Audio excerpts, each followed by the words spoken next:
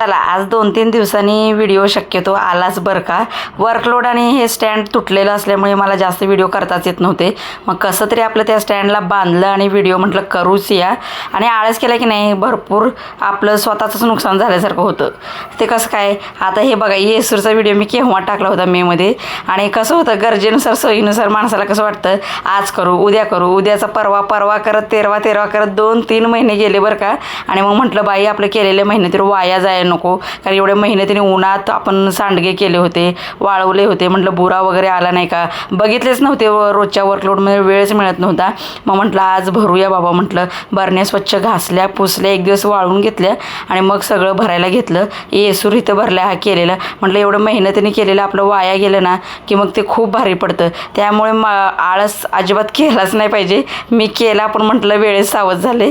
तुम्ही पण असं करू नका. आणि कसा वाटला व्हिडिओ नक्की सबस्क्राईब करा बरं का चॅनल.